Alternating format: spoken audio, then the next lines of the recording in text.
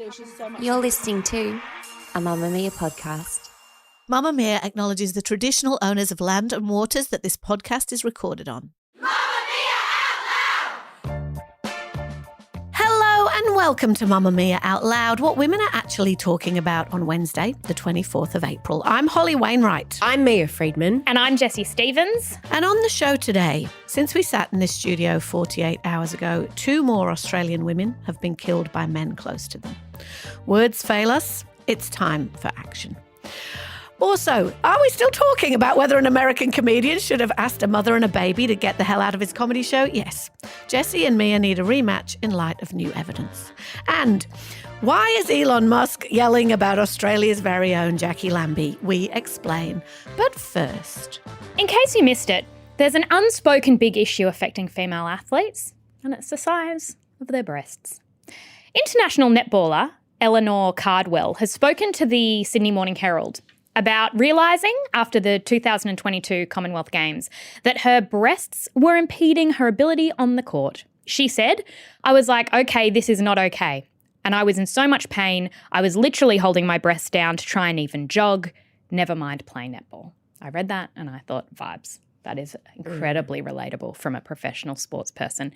The piece also featured Dr. Nicola Renwick, who is a senior research associate in breast biomechanics. And she says that the wrong bra can mean exercise is physically harder, you breathe less frequently, you use the upper body muscles more, and when you run, you use shorter steps, and for netball players, you land heavier on the ground. And fun fact, did you know that under Australian tax regulations, women, professional athletes, are not allowed to claim sports bras as sporting equipment? So Cardwell, among a bunch of other athletes, have said it needs to be treated with the same priority as footy boots or mouth guards. Mia, did that surprise you? I had no idea, and it shouldn't surprise me, but it does, because I was thinking I'm quite new to the big boob club, sort of something that happened in my 40s. And now I have to wear a lot of equipment when I do exercise, right?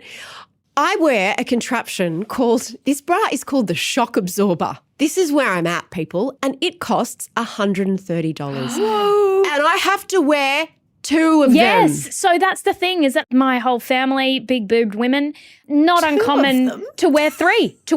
Because it took me a minute to you wear 2 of that once? Yeah.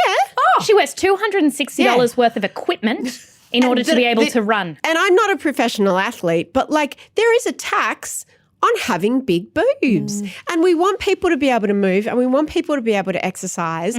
I'm not at the end of the scale where I would want to have a breast reduction. Medicare does cover breast reductions for women, but not for aesthetic reasons only. You have to be able to show that you are either impaired in your daily duties, like driving is hard, or that you've got physical pain, like health things like back problems and neck problems. I've got a number of friends who've had that operation and it's changed their life. And apparently so many of us are wearing either the wrong sports bra or the wrong size, which can have massive impacts as well. Professional athletes to not be able to claim that as sporting equipment, I'd never thought about that, but I really think that we need to do more. Something needs to change. Speaking of support, have you seen those uniforms that the American track and field team are going to be wearing at the Olympics that are very, let's say, I don't see where the support is. They're very high cut on the It's not a lot of support for your labia. Nothing for the and labia. very cropped at the top. Bit sexy. They look like they give you a yeast infection. So what happened was Team USA, their track and field Olympics uniform was published, a picture of it going, look how well we've done. And the men have like a beautiful like short singlet situation, seems appropriate. The women are in a leotard, and the first thing I thought when I saw it was you're going to need more than a bikini wax, right? You're going to probably need a full Brazilian. Yeah. It's like clit hammock stuff. Yes. And Nike has defended it and said that it is the most athlete-informed, data-driven and visually unified kit the company has ever produced. Do the women have to wear these? No, it is hammocks? in all the fun of the reactions to this, and there have been some very funny comebacks about it. There are about 24 different uniforms for track and field, so you don't have to wear it. Thank God, because you don't want to pop a flat when you're doing the hurdles. No. But clearly it's encouraged to wear it. Imagine that, you're doing your long jump, you get a bit of sand Oh, in your flat. Oh. So the response has been that women are going to have round-the-clock pube vigilance. We don't have time for that. We don't. I'm trying to win my 100-metre sprint. We've got to train. We've got to be We've got gold medals to win. So, I mean, women, they're very clever. So what they did is they tagged a whole lot of waxing salons in the comments and they said, maybe you would like to sponsor, right? And then some said that this actually could be really useful because women could put their labia feelers out to check wind conditions. Labia feelers? Yes. Oh. Yes. So you're doing your pole vault and you're like, is the wind going this way or that way? Which way will my flaps go? And in terms of patriotism, someone said maybe you could do one flap pube blue, one flap pube red. Or it's all about choosing which flap you're going to tuck, right? Because it's only got space for one. Flap for both. Exactly. Yeah.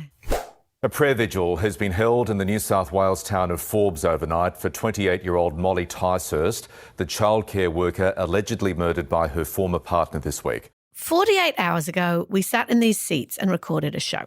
On it, one of the things we talked about was Australian women feeling so unsafe that some of them are campaigning to be allowed to carry around pepper spray. In the time between then and now, 2 more women have been murdered by men close to them. You might have heard about Molly Ticehurst. Molly was 28 years old and she was found dead in her home in Forbes in regional New South Wales.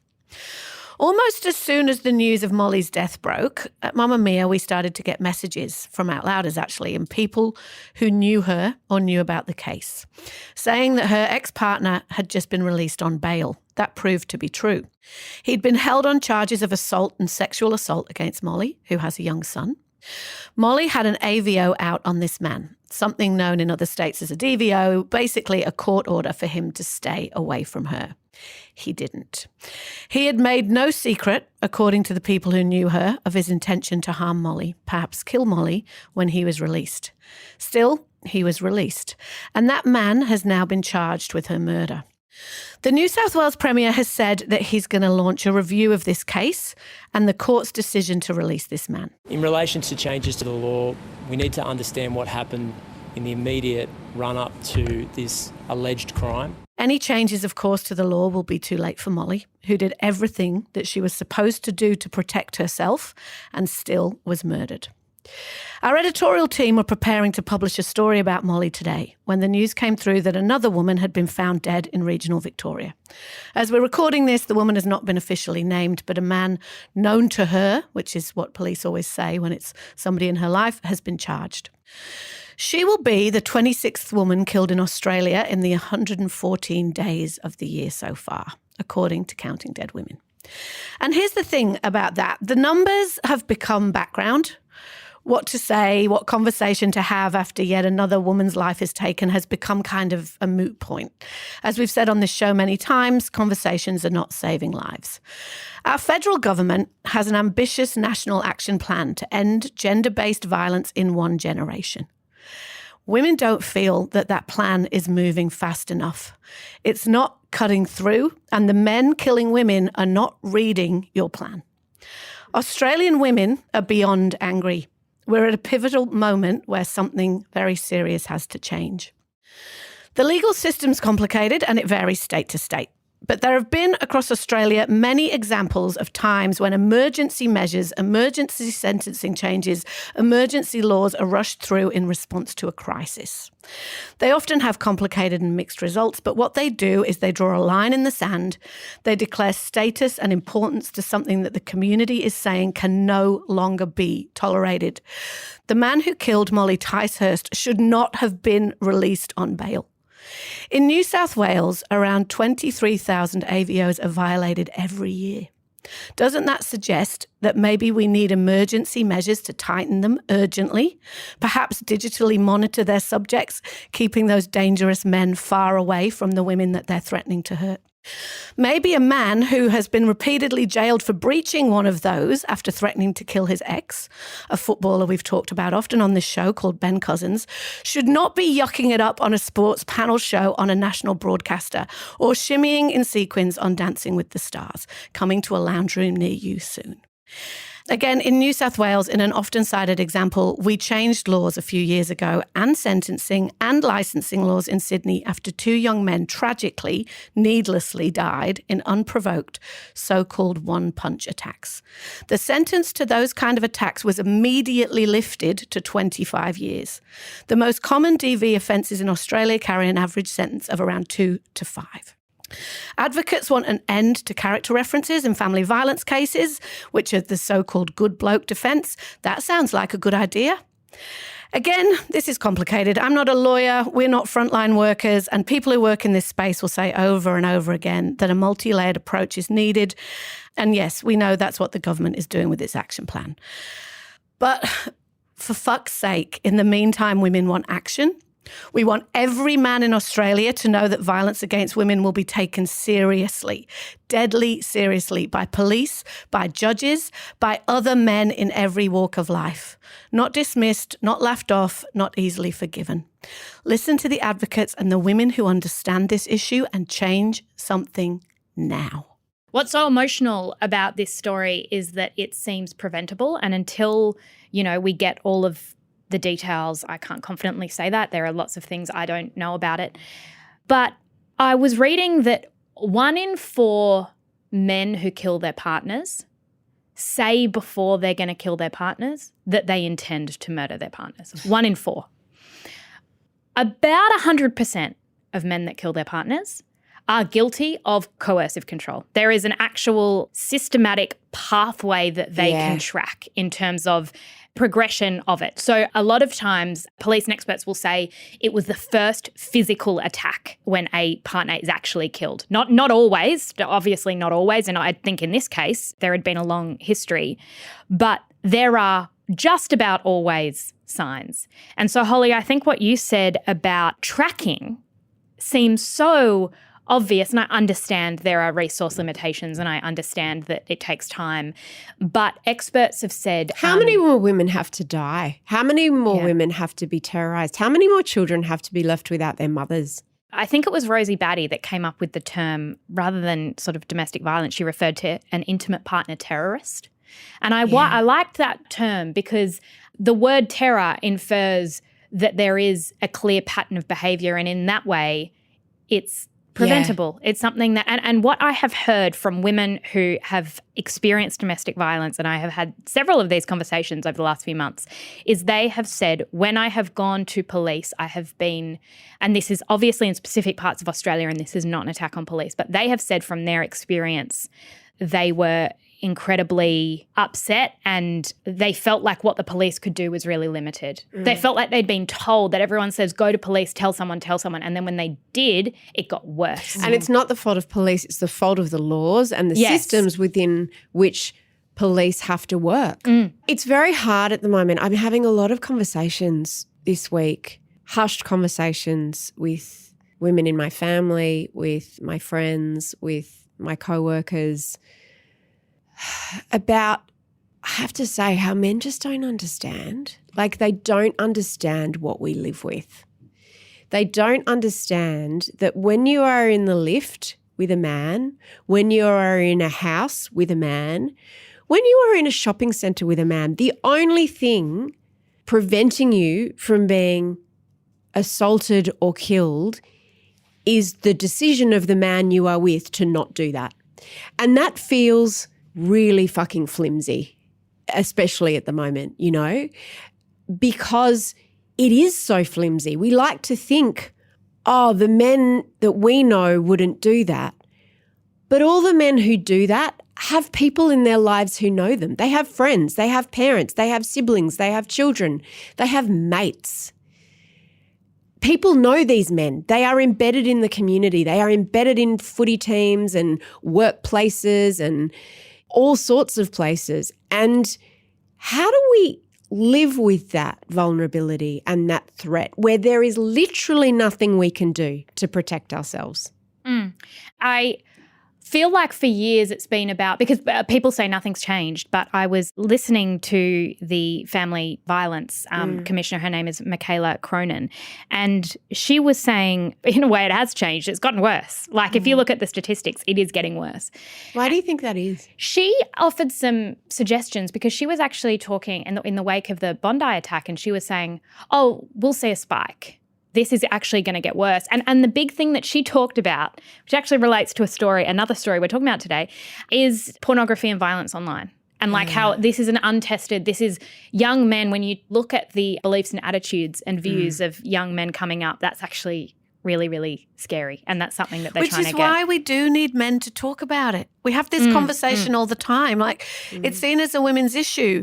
But those men who are being, you could argue, radicalised perhaps online in their attitudes about women. That's exactly what's happening. Yeah, in their attitudes about women by some very influential, very powerful men who we all know their names, who purport themselves as role models for men in a world where they're being held down and all those things. Those are ordinary guys, Mia, as you say. Yeah. They're ordinary guys that we all know.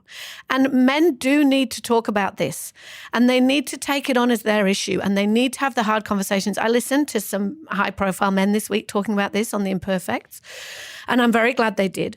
But what was shocking to me about that conversation is all of those men who are very progressive, open-minded, like educated guys, whatever, they all said this is the first time they had ever talked about male violence to each other, to other men, and I'm just like, guys, you need to start shouting about this. The guys sitting next to Ben Cousins on the front bar last week are nice guys, right? Sam Pang's there, whatever.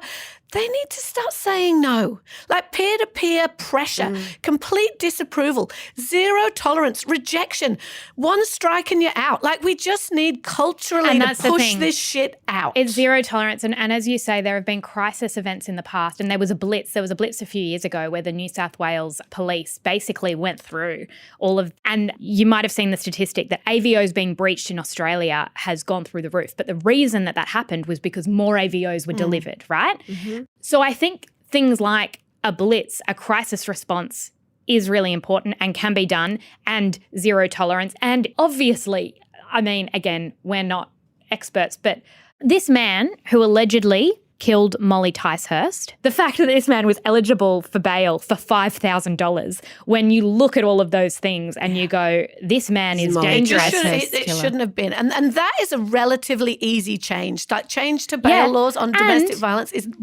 nothing's relatively easy, but just do it. And it should have changed 12 years ago when a woman named Jill Maher was murdered because a man was out on bail. We were having this conversation 12 years ago. Exactly. And I think that the anger of Australian women makes sense. And yes, I do think that there's a place for men to have their conversations, but I have been feeling more and more so recently, I just want to see action and specifics. I'd love our best creative minds in advertising and in the arts. You know, men are like, well, what can we do? Here's something you can do.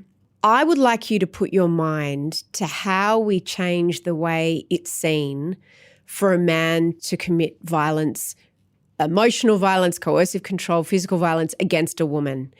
In the same way that we had to change attitudes culturally about speeding. And remember, there was that campaign with the wiggling the little finger, and the subtext was, oh, you have to speed. Oh, you've got a small dick. Like, and some people were like, oh, we don't want to be shaming men, whatever. You know what? Shame works. Yeah, fine. Yeah. So let's find the little finger wagging equivalent. And maybe we just use the little finger to say any man who hits or abuses a woman in any way is actually not a real man. They're a pathetic, gutless coward. I also just want to say about the men having conversations thing, because I agree with you, Jessie, it's time for action. But I want them to have the conversations. And one thing that women need to do that is hard for us to do, and I found myself doing it when I was listening to the Imperfect Chat, is we need to not police how they have those conversations, right?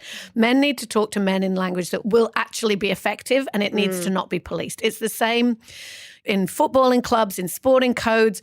Those conversations need to be had in effective ways, and they need to not be policed by us. And it's hard for us to do because we're like, oh, but it's whatever works. And what Cronin has said as well is that we've had a real focus, and this is not necessarily criticism either, but on ways for women to protect themselves. This needs to be about early prevention, and the focus needs to go to men because the focus has been for a long time on women and what actions they should do. And we're so tired. We're so tired of feeling scared and trying to stay alive. Like, we're so tired. So when we say, men, we need you to step up and help, we need to pass the baton on this because our mental load is taken up with trying to keep ourselves safe, our sisters and our friends and our daughters and our mothers safe. Now, I'm going to tell you something that you can do, and it's easy to do. Mamamia has chosen to partner with Rise Up this year as our charity partner.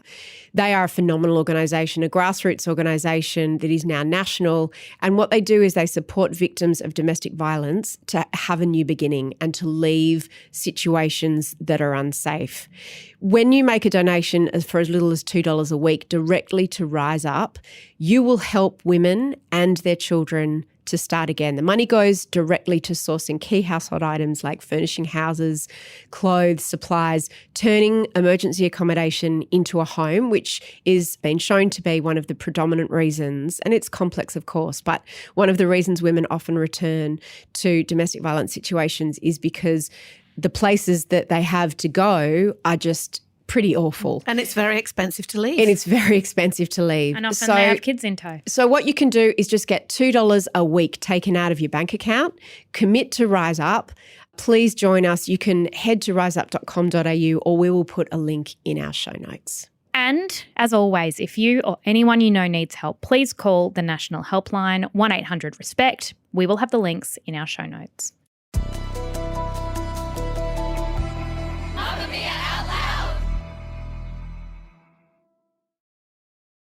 On Monday's show, we spoke about comedian Arj Barker, who asked a woman with a 7-month-old baby to take the baby out of his comedy show. And there are updates. Don't you hate when there's new information? And you've already formed your opinion. You had a really good, solid opinion on this, Jessie. I know. And then there was lots of information. I was like, this helps me, this doesn't help me. Well, a bit of both. Actually, you're not helped a lot by the updates. First of all, the mother, whose name is Trish, went on the project with her baby. And look, I'm going to be honest, it really didn't help her case. Here's how it went down. Are you sure she's 100% breastfed? Because she is having a go at that toy. Yeah, she started eating solids slightly, but now she's going to kick off. It's not the best time of day, guys. Sorry. Oh, that's right. We've got you right in the middle of witching hour. I was watching that and I was just going, baby, keep it quiet. Yeah. I was defending you back. Baby, you're not helping. The other thing that's been really interesting in this age of cancellation is that Arj Barker has not followed the cancellation script. He's not posted an apology written on his notes app and then gone to ground. In fact, and instead, he has doubled down. Since Monday, he's been talking pretty much to anyone who wants to talk to him about it. And here's some of what he said in all the media interviews he's done. This was an audio issue. It's a very quiet theater. Okay, if you're in a pub, a loud nightclub, maybe that's different. We're in a quiet theater. You can hear a pin drop. So I was merely saying, look, the baby's, it wasn't screaming. It was going la la la la la, baby talk. Great, it was cute, but it's distracting the audience from the show, and it's really not about me. I could focus over that. You guys, I've been doing comedy 30 years. Had no idea if she was breastfeeding or not. Let's stop talking about that. Okay. I couldn't see well enough to know that, Carl, and I'm glad that you're letting me stress that point. Thank you. I didn't mean to raise my voice, but, listen, mate, I was sad when Curb Your Enthusiasm went off the air. I didn't realize a week later I'd be living it. This is something that I want to clear up. I have no animosity towards anyone.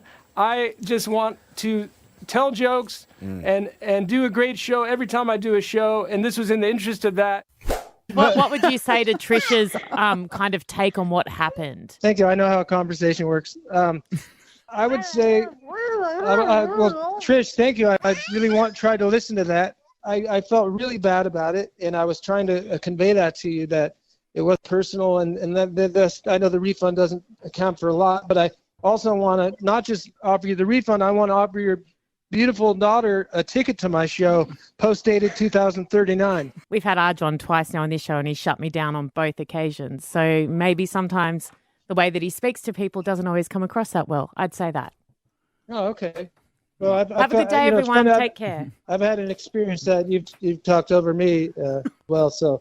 Well, you know, I'm a radio host, Arj. So like you say, I know how to have a conversation, but like we're trying to facilitate a chat on air that's a little bit awkward and has a bit of history. So I'm just trying to do my job like I was last time you came in and you were quite rude to me again. So look, that's my observation. Take care. Okay, well, I'm sorry about that. Yeah, I apologize. No, all good. Oh, that last bit you could hear was Erin Molan, right? Yes. So she had them both on the show, I think. Yes, and she was just doing her job as a presenter. She had Trish say something and then she turned to Arj to kind of say, and what would be your response to that? And he very rudely said, I know how a conversation works. Yeah, right. So look, this story was just breaking on Monday right before we walked into the studio to record the show. And I think I'm going to say I was fence-sitting a bit too much because I thought this story was going to go the other way and I didn't want to get cancelled. I would like to revise my position and say the baby should not have been there in the first place. The mother, if she had to bring the baby, which she shouldn't, but she should have sat near the back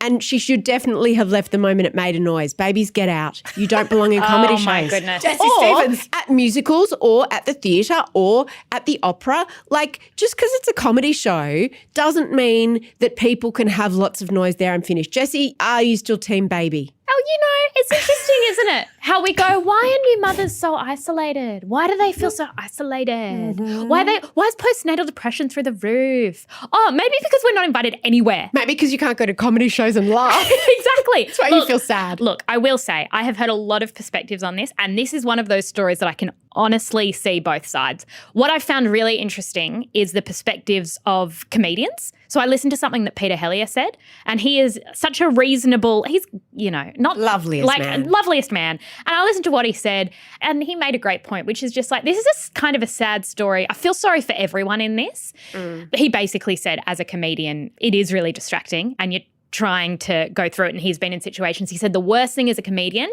is not even a baby crying or whatever, it's when people are chatting. And so the chatter of the baby would have been really hard to, which I totally understand. I will say I think there are about 10 other ways Arj Barker could have gone about that wasn't what he actually did. But what should he have done? To get the story, because we've got more details about the story now, like not only did he tell her to leave, he made a comment about, I can translate baby and the baby wants to leave. No, seriously, can you leave? And then he encouraged heckling from the audience. Which he says he didn't, but that seems to be what happened. Yes, and I think there was clearly something offensive about it because a number of people left out of protest as well because they were pissed off at how he treated the mother. But I think he could have said something off mic. Like he could have actually just held it for a minute and said something off mic. And this is hard, right? None of us were in the room and we don't have a recording. I still think she would have felt incredibly awkward. Look, this seems to be the dominant opinion by mothers is like, would I have brought my 7-month-old? Yeah, right. I probably wouldn't have. And very much as well for my own comfort, I don't think I would have been able to concentrate. But what annoys me about this story is that I have never in all of my being out in public watched a woman sit there and overstay her welcome with a fussing baby. I have never seen it. I have. Where have many you seen times. it? Really? Yes. Yes. Oh, I don't see it. I've been in situations both as an audience member and as a speaker where people have overstayed their welcome. I was in a situation at a memorial service a little while ago, and this wasn't a baby. This was a mother with a child who would have been about 2 or 3, and the child was running up and down the aisle and jumping up and down the steps, and I was getting so shitty because it was – you're meant to take the baby and leave. So here's my takeaway from this, right? Because I'm basically just sitting here with popcorn. I don't have particularly strong feelings. But it has been interesting to me to watch the vigor and enthusiasm that people have taken in turning on a mother with a baby very quickly, including a lot of women. And the truth about this is, as soon as you are out of a life stage, you no longer give a shit about that life stage, right? So me and you, Mia, are far from having little babies. Yeah. Jessie is in those trenches. And I do remember very clearly like trying to live out in the world because, you know, I lived in a tiny flat and all that stuff. I spent a lot of time out in the world and it was hard. And sometimes babies do make noises and sometimes you do want to go to Uncle So-and-so's funeral but no one can look after the kids or whatever. But the thing is as soon as you're out of that stage, we're just like, mothers, babies, annoying, go away, children seen and not heard, mothers locked in a room, please. I find it interesting that even though in this particular instance, I'm kind of like, they're both silly, really. And also all the media that's played out since, I'm like, they're both clearly enjoying this. But I'm like, how quickly and with such delight we enjoyed telling a mother what she should and shouldn't be doing and wagging our fingers in her face. I think there's a lot of pent-up resentment about people whose actions affect other people. Say passive smoking, but in that same way that people are like, well, it's my right. And we had it with vaccinations. We've got it where it's like, you say it's your right to bring a baby. You say it's your right to not get vaccinated or to smoke or whatever. When it impacts on other people, either their health or their safety or their ability to enjoy something that they've paid for, people get shitty about that. Have you ever sat down at a show and the person next to you just stinks? Or sat down at a show and the person next to you has a really annoying laugh? Or this person just chats, as Peter Hellier said, chats the whole way. Like, yeah, that's part of being a social being in a world. No, hang on a second. You said a few different things there, because if someone chats, that's something that you can stop doing. If you've got an annoying laugh, that's different. That's a part of your personality. But you have a choice. You can either bring that baby to the show or not. You can either stand up the back with that baby and leave. You have self-awareness and you are empathetic to the experience of others, or you can't. But I also want to say, because I think you're right, Mia, that this has tapped a well of pent-up resentment about people who think they can do what they want. But I also think it's symptomatic of how intolerant we have become to anything that interrupts our perfect curated little world. And this is my experience. And how dare you make me wait, or how dare you interrupt me? That's true. Like, we have become so intolerant. Children used to be allowed to be in all kinds of places, and then we kicked them out. And now a certain amount of women are trying to bring them back in. We have become very intolerant of anything that disrupts our little tidy little bubbles. And I think it's a growing intolerance of babies and children too. I think that there's a sense that more and more adult-only spaces. I also think that we demand that women exclusively breastfeed, and then when they find themselves in situations where they can't leave their baby because they're breastfeeding, we get very angry and they're like, why is a baby here? But the saddest part of this whole story is that now there's just a big cohort of women that are going, yeah, I really thought everyone found us annoying and hated us. And I have had that confirmed. And every comment section you go, oh shit, I'm really not welcome. 100%. That's not true. Just not at a comedy show. I love you and your gurgly little babies.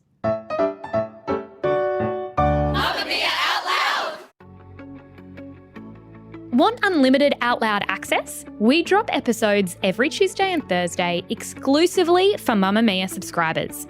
Follow the link in the show notes to get us in your ears 5 days a week. And a huge thank you to all our current subscribers.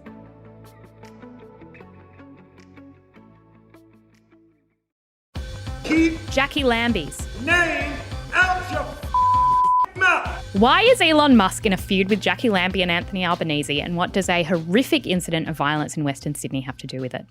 Where do we begin? Let's start with the attack of a bishop in an Assyrian church in Wakeley on the 15th of April. You'll remember this was only days after the Bondi attack, and most of us learned of the stabbing of Bishop Mari Emanuel by a 16-year-old boy via a video shared all over social media. The reason this video existed was because the service was being live streamed. So almost immediately, vision circulated of a boy walking to the altar and attacking Bishop Emanuel. A note on this, I was on Twitter that night, and I don't want to call it X, and you can't make me. I know. So I'm going to call it Twitter. Cara Swisher always says that too. She's like, I'm not calling it X. You can't can call it that. You know what I'm talking about. And the video auto-played, and I watched it without my own permission because I kind of couldn't not, before I read the caption, which totally redundantly came with a warning. Because now all your social media platforms autoplay, because that's great, because then you get more views. I saw it accidentally too. Yeah, I was really pissed off because I knew I couldn't unsee it. I was already having flashes of Bondi. Who knows what impact this stuff has on our psyche, and I think it becomes collectively traumatic. So I was pissed off already. It becomes collectively traumatic, but it also becomes trivialised. Like if you see it all the time, it seems less serious than it is. Anyway, the Australian government didn't like it either, and the E-Safety Commissioner directed Twitter to remove footage and images for a few reasons. 1, because it breaches their standards of real-world violence. 2, because it's part of an active investigation. And 3, there are very real concerns that this could be radicalising and it could encourage copycat crimes. And there were big riots after that happened, yeah. Because everyone knew about it immediately and that made it really difficult for police and paramedics to actually tend to anyone. Now, Twitter found a loophole. They geo-blocked the content, meaning it can't be viewed in Australia. They did not remove the content. So I don't want to get too technical, but if you're in Australia and you have an international VPN, then you can still see it. If you're an Australian who lives in the UK, if you're an Australian anywhere that isn't here, you can see it. So it hasn't been removed. And the eSafety Commissioner went, no, I'm not playing your little games. So on Monday evening, they sought an injunction before the federal court saying, Twitter, you have to remove it. You've got 24 hours. And you won't believe it, Elon just doubled down. Elon Musk, who owns Twitter, who wants me to call it X and I won't. He loves this shit. He loves it.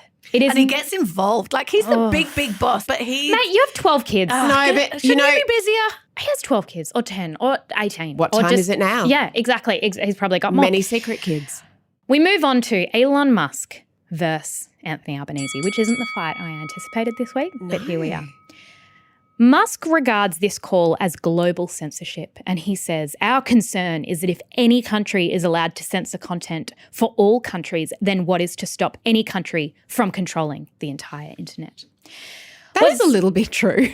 Yes, but it's also like, okay, this is specifically a video about a bishop being stabbed. Yeah. Like, yeah, all right. If Russia says, can you please remove any content about what's happening in Ukraine? Yeah. Great. Laws don't really work that way. You can't say, well, if Anthony Albanese asks, then we'll do it. But But can't you say, but Putin if Anthony asks- Albanese asks for about something reasonable. a specific act of violence that is causing sorry, I shouldn't say that because Elon Musk can do what he wants. This isn't a matter of international law. This is the question, Mia.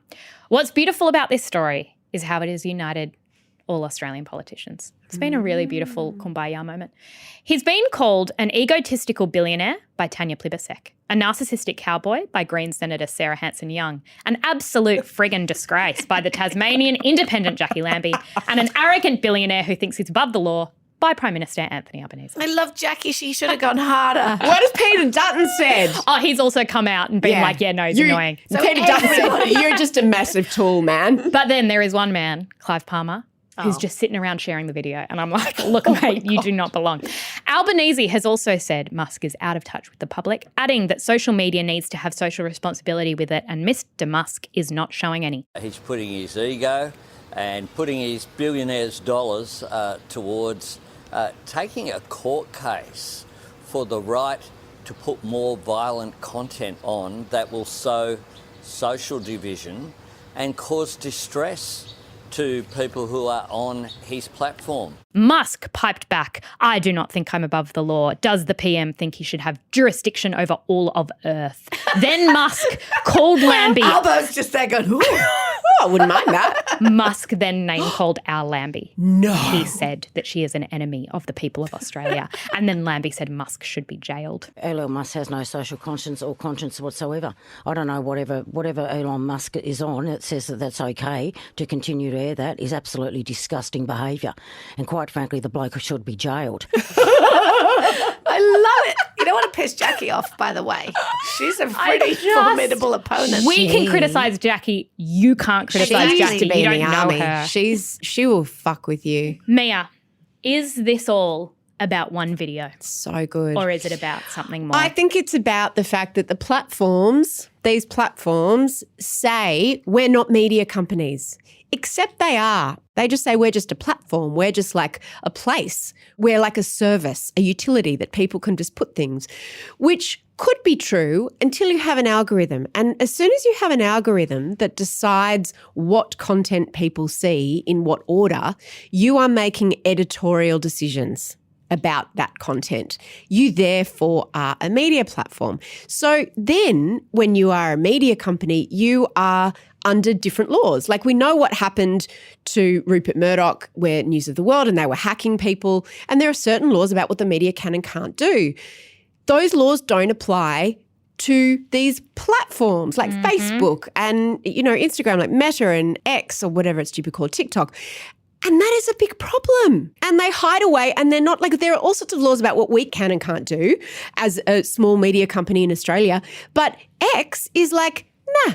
Also, Can't Elon get us. He is a free speech absolutist, right? And the thing about the free speech absolutists, because free speech in theory, like, yeah, good thing, we like that, right?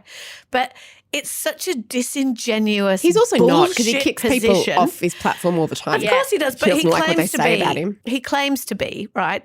And the thing is, it's such a disingenuous, very convenient position to have if you are running, you know, a very, very influential, and I agree with you, Mia, media company that is promoting hate all the time. I used to go on Twitter. I mean, I've never participated. We've talked about this before much because it scares the shit out of me. But it used to be a very valid and valuable news source.